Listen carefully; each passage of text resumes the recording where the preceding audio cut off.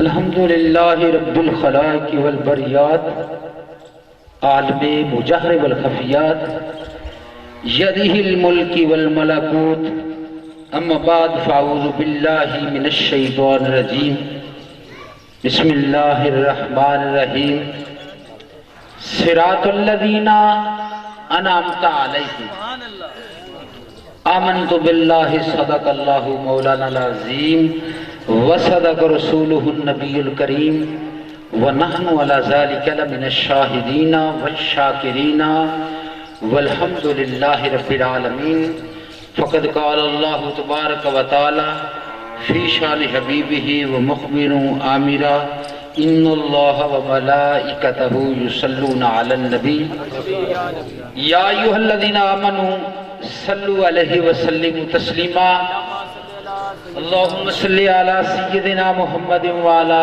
آل سیدنا محمد وبارک وسلم وصلوا علیہ الصلاۃ والسلام علیک یا رسول اللہ الصلاۃ والسلام علیک یا حبیب اللہ۔ حضرات محترم، سب سے پہلے تو یہ دعا کریں کہ اللہ تعالی بانیان محفل کو مبارک علی فرید کو صحت کاملہ عاجلہ عطا فرمائے۔ جان عالم ایمان عالم سید عالم علیہ السلام کا پاک فرمان ہے، فرمایا میرے آقا نے کہ جہاں تین مسافر مل کر دعا کر دیں تو وہ دعا قبول ہو جائے۔ تین مسافر مل کر دعا کر دیں وہ دعا قبول ہو جائے۔ ہم ماشاءاللہ کافی مسافر یہاں بیٹھے ہیں۔ میرے آقا نے فرمایا جہاں ماں دعا کرتی ہے اللہ وہ بھی رد نہیں کرتا، جہاں تین مسافر دعا کرتے ہیں وہ بھی اللہ رد نہیں کرتا، جہاں مظلوم دعا کرتا ہے اللہ وہ بھی رد نہیں کرتا۔ تو مل کر دعا کریں۔ بسم اللہ الرحمن الرحیم، اللہم صلی علی سیدنا محمد وعلی آل سیدنا محمد وبارک وسلم وصلوا علیہ۔ الہ العالمین سید عالم علیہ السلام کی زلفوں کا صدقہ مبارک علی کو صحت کاملہ عاجلہ عطا فرمائے۔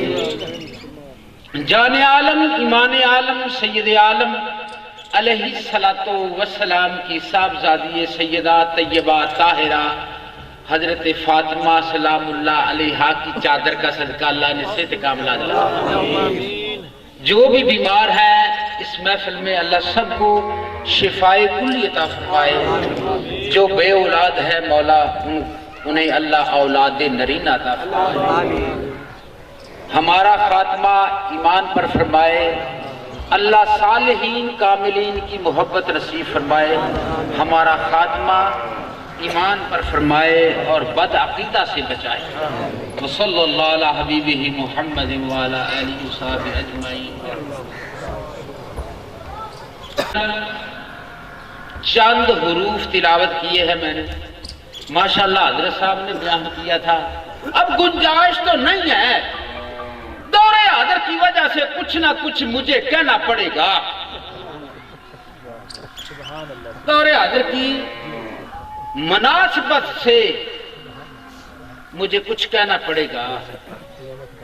عرس، لفظ عرس اس کا معنی ہے شادی۔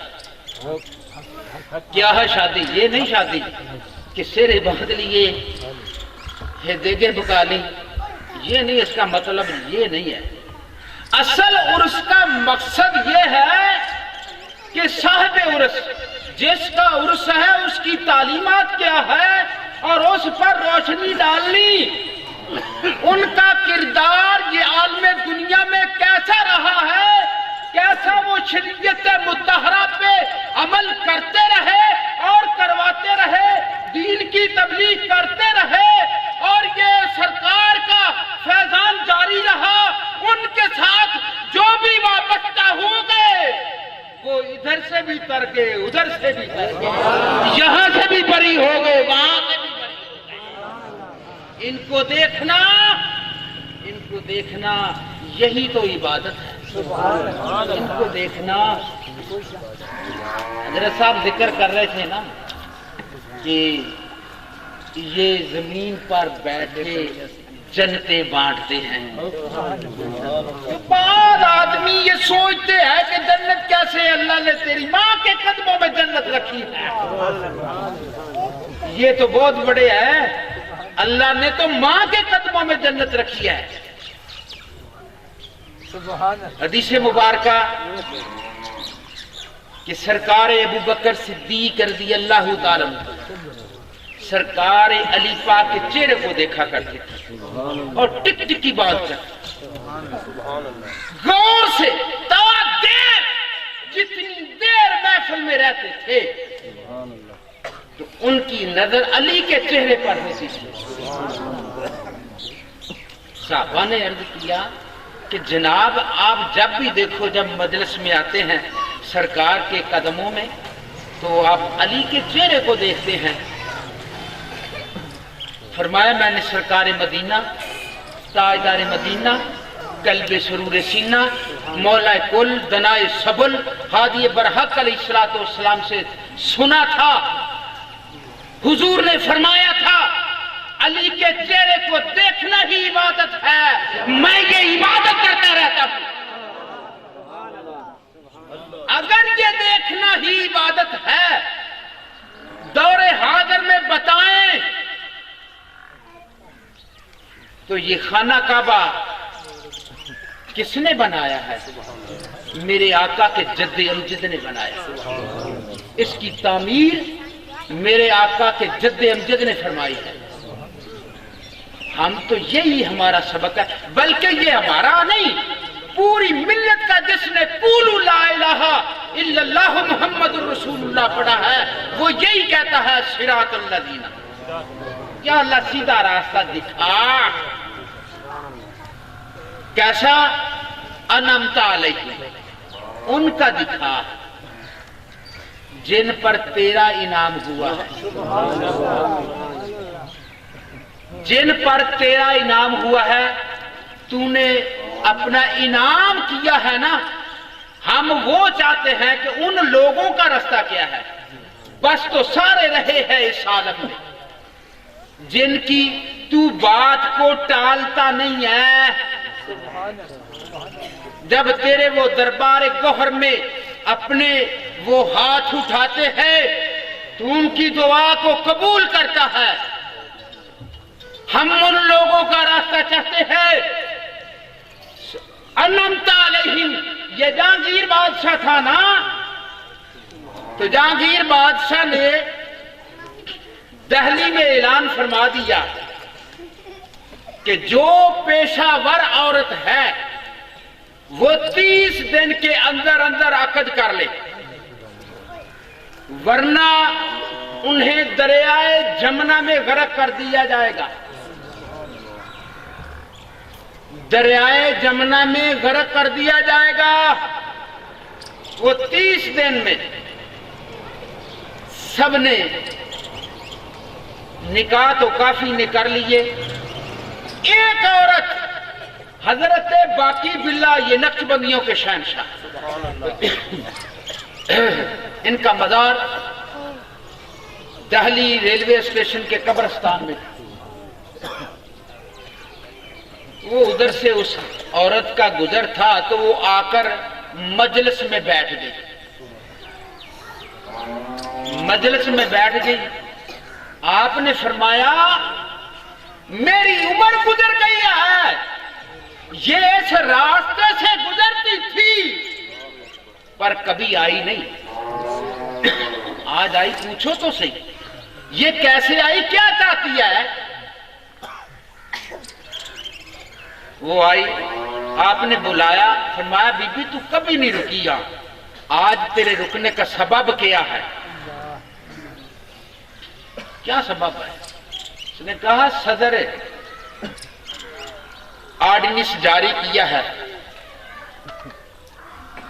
صدر نے آرڈیننس جاری کیا ہے کہ جو پیشہ ور عورتیں ہیں 30 دن میں توبہ کر لیں عقد کر لیں ساتھی ڈھونڈ لیں ورنہ 30 دن کے بعد انہیں دریائے جمنا میں غرق کر دیا جائے گا۔ فرمایا تو پھر ڈھونڈ لینا تھا، نکاح نہیں کیا؟ حضور نہیں۔ کیوں؟ کہا نا 70 سال کی عمر ہو چکی ہے۔ وہ بادشاہ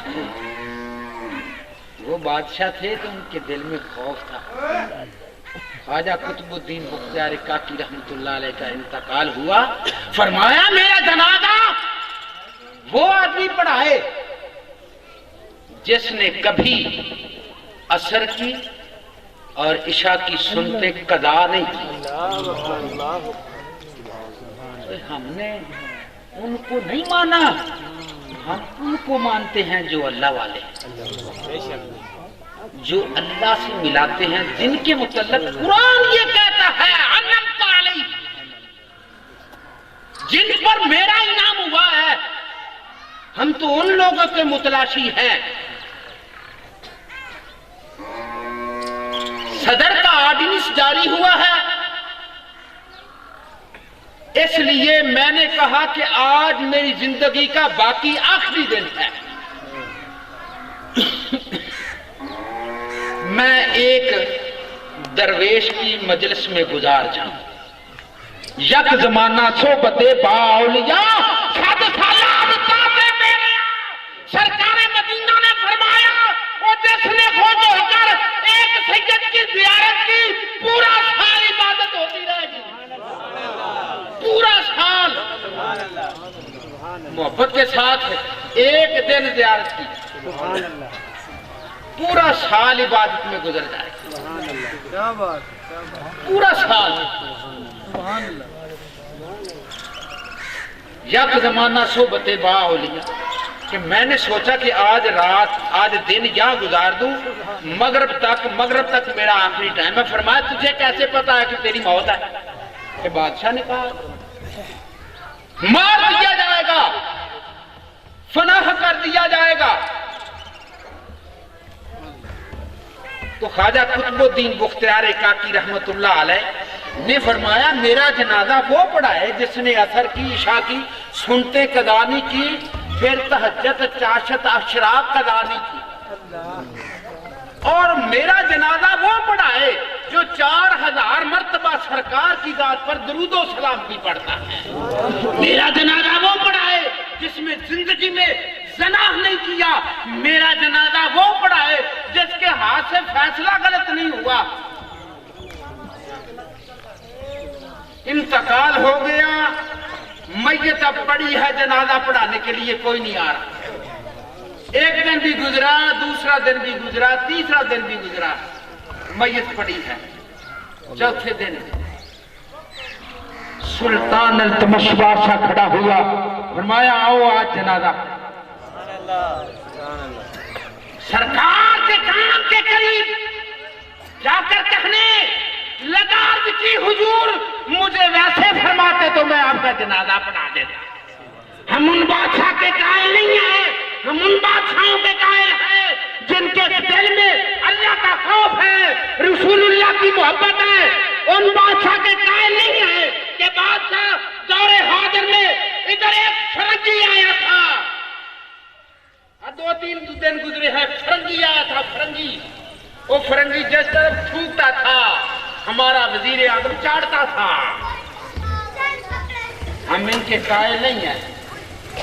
مجھے اس دکھ سے بات کرنی پڑی ہے کہ میرے اللہ نے پوتا دیا، میں نے ان کا نام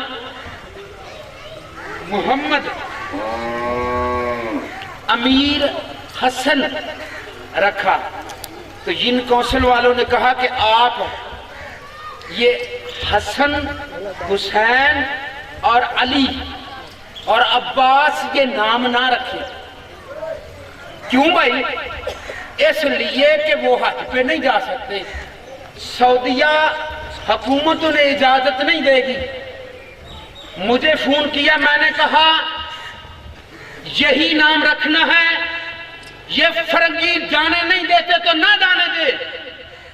یہ فرنگیوں کا ٹولہ ہے جنہوں نے سیدہ پاک کی قبر پر ہتھوڑے چلائے تھے، ہم ان کے قائل نہیں ہیں۔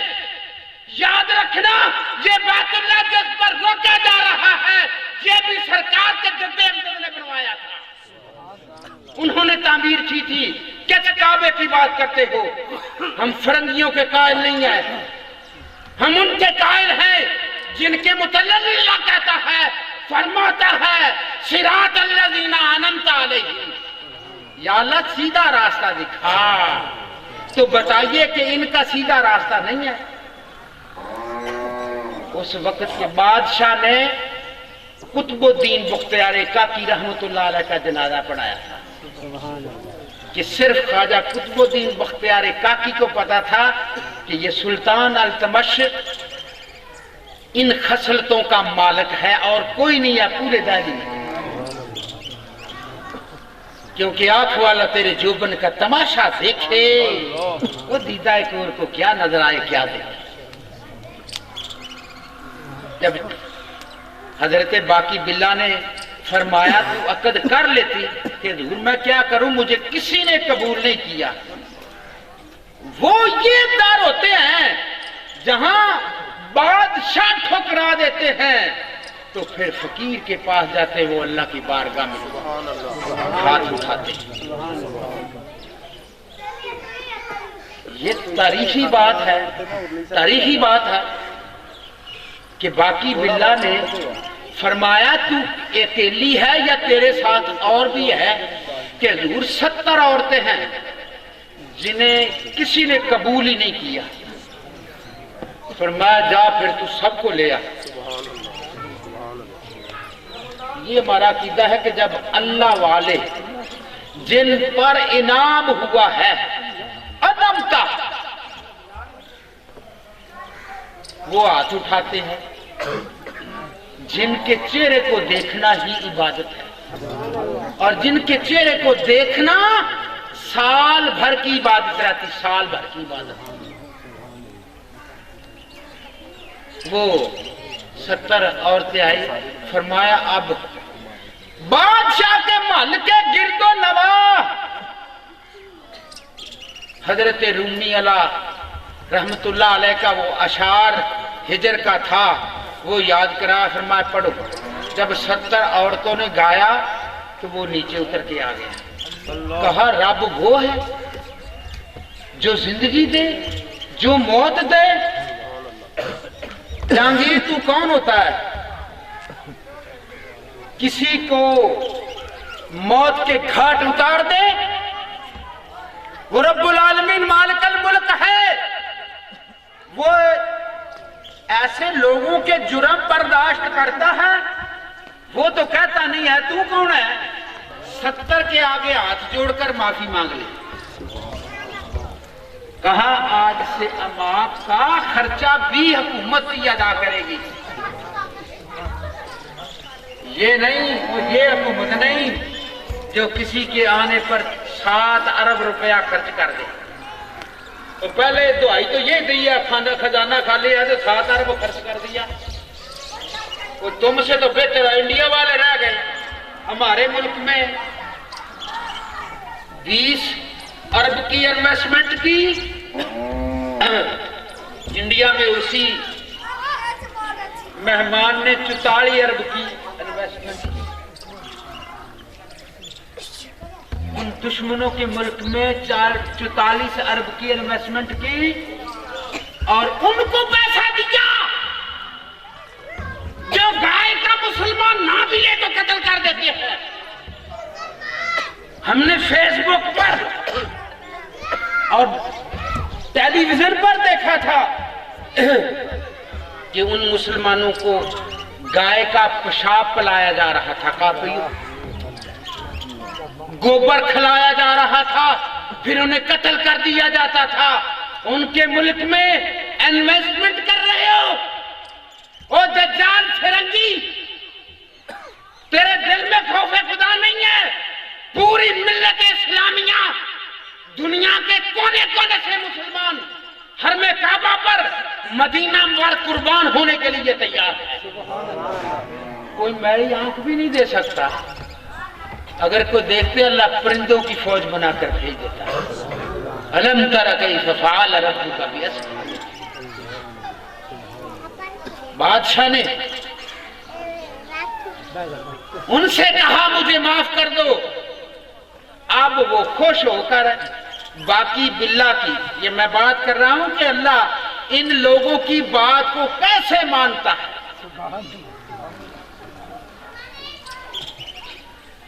وہ 70 آ گئی اور بڑی خوش. آپ نے فرمایا پہلے تو رو رہی تھی، یہ 70 کی 70 رو رہی تھی، اب کیا ہو گیا؟ آخر بادشاہ نے ہماری سزا ختم کر دی. تو کیا کیا بادشاہ نے کہ بادشاہ نے ایک اور آرڈیننس جاری کر دیا. کیا آرڈیننس جاری کیا؟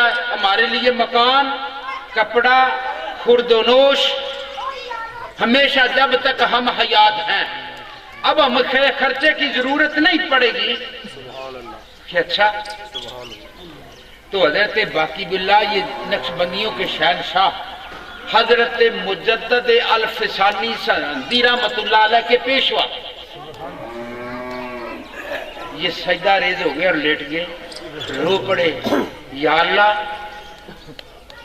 یہ تیرے ان بندوں کے پاس گئی تھی 70، تو نے تو سزائے موت، اس کے دل میں رحم آیا، اس نے معاف کر دیا. اب یہ تیرے عاجز بندے کی بارگاہ میں ہے. اللہ میری دعا ہے کہ ان 70 کو ولیہ بنا.